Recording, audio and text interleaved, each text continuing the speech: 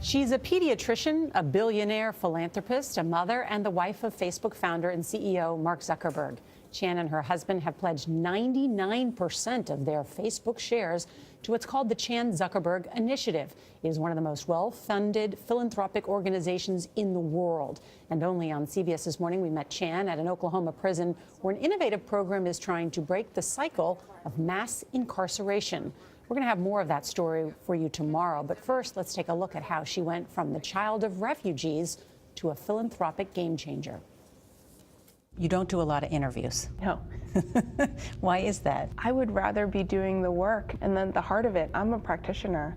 I've worked in the classroom, I've worked in the clinic, and that's where I get the inspiration and the nurturing for my soul that I need, as well as being able to see and stay connected to what we need to keep our eye on in order to build a better future. A better future is exactly what her Chinese Vietnamese parents and grandparents were chasing when they came to the United States in the 1970s as refugees. My grandparents did something I think is completely courageous. They put their kids on a boat and watched that boat drift off to sea. We know very firsthand that hardship is real and opportunities are available, but not available to everyone.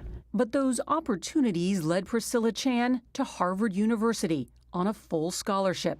At first, it felt like an alien world. You almost left Harvard. Yeah. I had my transfer paperwork done. So when was that light bulb moment? Like, I am kind of the epitome of the American dream, and I do need to stay here at Harvard. I think I immediately knew when I showed up on campus that something out of this world had happened, but I wanted to give up. But I also found a home running an after-school program. And when I saw what those kids faced in challenges far beyond what I faced, and I saw what needed to be done, I knew I had to stay. And then what year did you meet Mark Zuckerberg? I met Mark 4 weeks into college. So you were going to leave even though you had met him?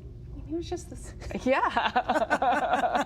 Was it love at first sight? He just had a totally different mentality in terms of being able to do things and take risks than I did. And I thought he was fascinating, but he was 18. I didn't think I was going to marry him. They eventually did marry in 2012 and now have 2 daughters. Beast, you got this, you got this. And a Hungarian sheepdog that has become an internet sensation. How did you end up with Beast? Oh boy, I didn't know better. I didn't have a dog growing up. Do you ever think you would go from being a child of refugees to Harvard pediatrician and now billionaire philanthropist? Even before I had met Mark, I knew I had received more than I could have ever imagined. And it was going to be my life's work to make sure that that was true for others.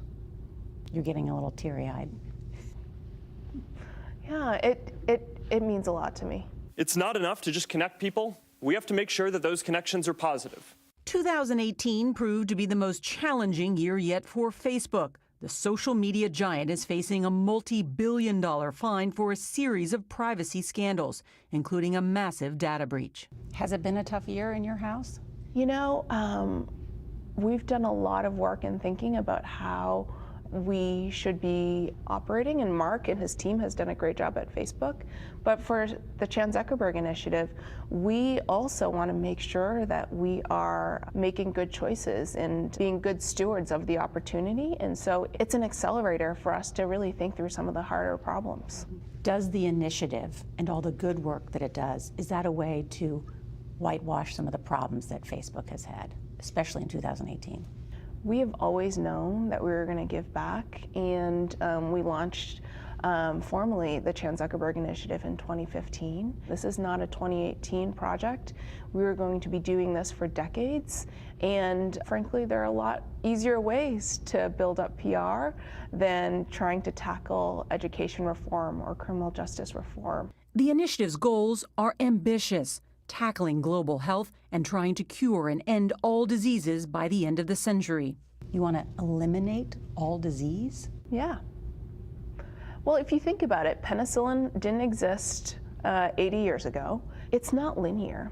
the microscope changed the world. Our ability to sequence DNA changed the world. We are not the ones doing it. We are empowering scientists to actually be on the forefront in making those discoveries. What do you think will ultimately have a greater impact on society, Facebook or the initiative? Too soon to say. I hope the Chan Zuckerberg initiative is able to achieve its goals, but we have ambitious goals, and so if we can cure, prevent, and manage all disease, I think that'll be astounding in itself. Do you have political ambitions? No. No. I don't even want to sit here to talk to you. Well, thank you. Does Mark have political ambitions? No, not for our family. You don't think he'll ever run for office? The reason I ask, because these are in some ways initiatives that impact the public policy debate. And at some point you start getting deeply enough involved in it that you start saying, I can only do so much with my money. I have to change the laws. We believe in advocacy, but we don't believe that we're the right people, and our experience and voice should not be the most powerful in the room. What does your family think of the work you're doing now? You know what's funny? My mom is still like, are you a real doctor yet? And do you still work as a doctor? But they are incredibly proud and excited about the work that we're doing. Yeah, my mom's mainly just really proud. Yeah. Yeah. You can appreciate that as you know, as a daughter of immigrants. Yes. You know, no matter how much money that you have or whatever, it's like, are you a doctor? Parents always have such a unique perspective of putting things putting things in perspective about how they see their children. But clearly, her mom is proud, and what the work that she and Mark are doing is also extremely important. And you're so right about the American story of a refugee and then coming from being a refugee child to giving back the way they are. That is, you know, the epitome of the American story. Yeah. For both of them, yeah. She's very, very impressive. Very, very impressive. I do want to note, too, that we sat down with Priscilla Chan before yesterday's report from the British Parliament, which branded Facebook as digital gangsters. Now, they are accusing the social media giant of deliberately misleading the investigation into disinformation and the, quote, extent of Russian interference in foreign elections. A Facebook spokesperson told CBS News that the company shares the committee's concerns about false news and election integrity, adding that it is open to meaningful regulation and has already made substantial changes. Now, as Priscilla said to us, Facebook and the Chan Zuckerberg initiative, she says they are two separate things, but nevertheless, Mark Zuckerberg is the co-founder, is the CEO of Facebook, so it certainly comes up. And the initiative they're funding falls and rises, as do shares of Facebook, too. It was nice to hear how she's thinking in the work that they're doing, Norah, because you're right. You very seldom get her perspective on things. And guess what? She's a very smart cookie. And guess what, Gayle? She knows her stuff. We have more for you. Oh, okay.